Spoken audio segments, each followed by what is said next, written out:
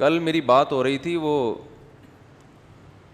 کسی سے, نام نہیں بتاؤں گا, میں نہیں بتاؤں گا, ٹھیک ہے نا, کسی سے بات ہو رہی تھی میری, تو وہ کہ بھائی یہ وہ ہی کہہ رہے تھے کہ آج کل جو ہمارے کلچر میں جو مسلم خواتین ہیں نا, ان کے بڑے مزے ہیں وہ ذرا لبرل آدمی, لیکن یہ کہہ رہے تھے کہ یار یہ بات درست ہے کہ ہمارے معاشرے میں خواتین کے مزے بہت ہیں, کیونکہ ساری ذمہ داری مردوں کے کندھوں پر اٹھتی ہے, وہ سب کو کھلاتا ہے.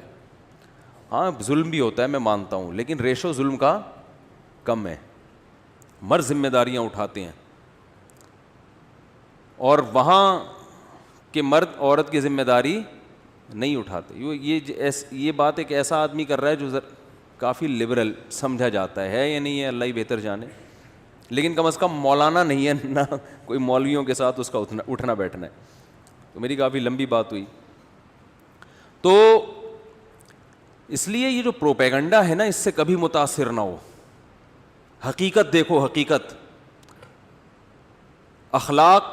کوئی دیکھو آپ سے بہت اچھے اخلاق سے بات کرتا ہے, ہر وقت تھینک یو تھینک یو, ہر وقت, کبھی اس کی زبان پہ گالی نہیں ہے. آپ کو ضرورت ہے, آپ نے اس سے 50 روپے مانگے, نہیں دے رہا, 50 روپے بھی دینے کے لیے تیار نہیں ہے. تو ایک وہ آدمی ہے جو زیادہ تھینک یو وینک یو نہیں آتے اس کو, بیچارہ گاؤں دیہاتوں میں پیدا ہوا, اس کو نہیں تھینک یو کا مطلب ہی نہیں پتہ, وہ بات بھی نہیں زیادہ تمیز سے, اب بات کر نہیں تو پتلی گلی سے نکل, ٹائم نہیں ہے. لیکن آپ اس کو ضرورت بتاتے ہیں, یار 50 روپے چاہیے, وہ کہتا ہے یار یہ ضرورت ہے واقعی ہے, تو 50 نہیں 500 روپے لے لو آپ.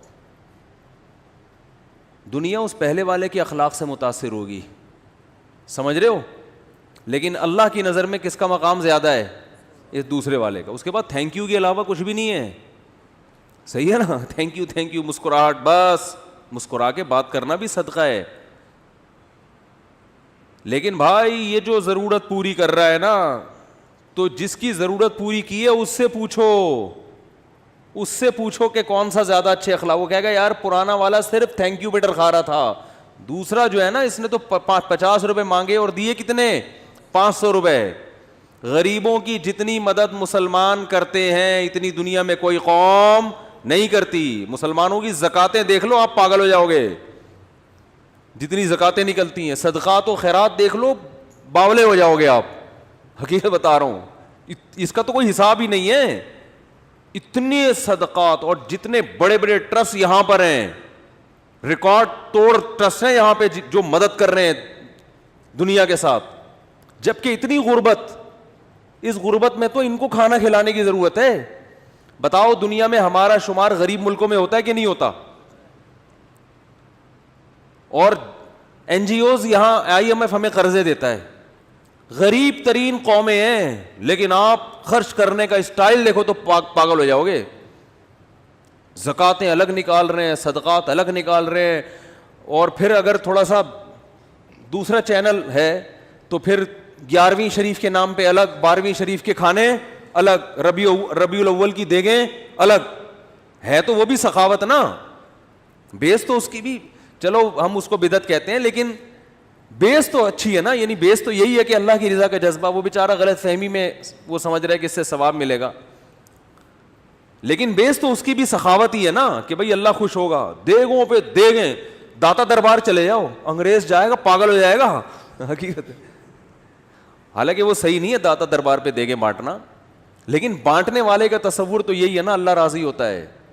وہ فری پھوکٹ میں پبلک کھا تو رہی ہے نا. جب بھی داتا دربار کا ذکر آتا ہے نا, ایک لطیفہ مجھے ضرور یاد آتا ہے. ایک آدمی نے اخبار میں اشتہار, جب اس نے دیکھا نا داتا دربار میں اتنے پبلک ہے, اتنے کھا رہے ہیں, تو اشتہار دیا اخبار میں کہ بھائی ایک جاب ہے, اور لوگ آئے اس کے انٹرویو دینے کے لیے, بھائی کیا کرنا ہوگا. اس نے کہا بھائی جاب یہ ہے کہ ہاں آپ کی تنخواہ یہ ہوگی کہ 2 ٹائم کا کھانا آپ کا فری ہے, بس یہ تنخواہ ہے. تو غریبوں کو اتنا بھی کافی ہے. غریب نے کہا ٹھیک ہے, کرنا کیا ہوگا. اس نے کہا داتا دربار سے 4 شاپر لے کر آنے ہیں, 2 دوپہر 2 شام کو. اس میں 1 شاپر آپ کا, 1 شاپر میرا. ٹھیک ہے, تو کیسے کھلا رہے ہیں, کیسے پلا رہے ہیں. ماؤں کا کتنا یہاں خیال کیا جاتا ہے, باپوں کا کتنا خیال کیا جاتا ہے.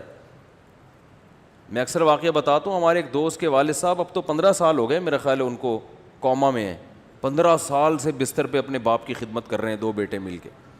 یہ چیزیں آپ کو گوروں میں نظر نہیں آئیں گی. یہ اخلاق ہیں. ممکن ہے آپ ان کے بیٹوں سے بات کرو تو تمیز سے بات نہ کریں, آپ کو یار امریکہ گیا تھا تو یہ اسٹائل, یہ زبردست, ان کو دیکھو بات کرنے کی تمیز نہیں.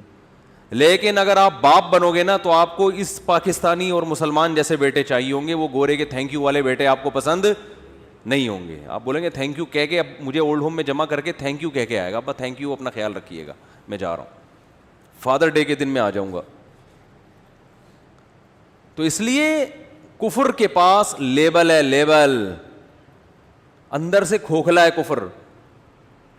اسلام کے پاس لیبل نہیں ہے, اسلام اندر سے زرخیز ہے. اس شاعر نے کہا نا, بڑی زرخیز ہے, ذرا نم ہو تو یہ مٹی, بڑی زرخیز ہے ساقی. مٹی پہ ابھی جو ثنا خان نے توبہ کی ہے, بالی ووڈ کو چھوڑنا آسان کام ہے. مٹی کا پتہ جب چلتا ہے کہ یہ بنجر ہے یا یہ مٹی زرخیز ہے, جب اس میں پانی ڈالو, پانی ذرا سا پڑے گا نا, جو زرخیز مٹی ہوگی ایک دم اس میں پودے اگنا شروع, اور جو زرخیز نہیں ہوگی ویسے ہی کی ویسے ہی. تو پانی ڈلے بغیر تھوڑی پتہ چلتا ہے. تو نصیحت, قرآن کریم کہتا ہے فذکر ان نفعت الذکریٰ سیذکر من یخشی, جس کے دل میں اللہ کا خوف ہوگا نا, جو اللہ کو مانتا ہے, نصیحت اس پہ اثر کرے گی. تو وہ ثنا خان جیسی جو ایکٹریسز ہیں ان پہ نصیحت اثر کر جاتی ہے. کتنی بڑی قربانی جوانی میں, کتنی بڑی قربانی ہے جوانی میں. بھائی لوگ فلمیں دیکھنا نہیں چھوڑ رہے, اور وہ فلموں میں کوئی آنا چھوڑ دے. کتنے نوجوان ہیں کہتے ہیں یار ہم 100 دفعہ توبہ کرتے ہیں, فلمیں پھر دیکھ لیتے ہیں. تو فلم دیکھنا, فلم چھوڑنا آسان نہیں ہو رہا. یہاں اتنی بڑی بڑی فلمیں ہیں کہ ان سے فلمیں چھوڑنا آسان نہیں ہو رہا. اور ایک جو ہے اداکاری سے توبہ کر لے, کیوں نہیں اجازت دیتا؟ تم کتوں کو نہیں مارو گے, کتے تمہیں ماریں گے. بلا وجہ مت مارو, لیکن اگر اتنے زیادہ ہو گئے ہیں کہ تمہیں کاٹ رہے ہیں تو مارو بھائی. صحیح مسلم کی حدیث ہے, آپ صلی اللہ علیہ وسلم نے کتوں کو مارنے کا حکم دیا. مدینہ میں کتے بہت ہو گئے تھے, آپ نے فرمایا مارو ان کو, قتل کرو. تو صحابہ تو پھر نبی کے حکم پر اتنے حریص تھے نا, انہوں نے کتوں کی نسل ہی ختم کرنا شروع کر دی. یہاں تک کہ کوئی اجنبی مسافر آتا, وہ بھی نہیں حفاظت کے لیے کتا لے کر آتا, اس کو بھی مار دیتے تھے. تو آپ صلی اللہ علیہ وسلم نے فرمایا ما لکم وللکلاب, تمہیں کیا ہو گیا, کتوں کے پیچھے پڑ گئے, اللہ کی مخلوق ہے. تو مطلب یہ کہ زیادہ ہو گئے تھے, بس ٹھیک ہے اتنا. اسلام بہت معتدل مذہب ہے, جہاں سختی کرنی ہے وہاں سختی, جہاں نرمی ہے وہاں نرمی.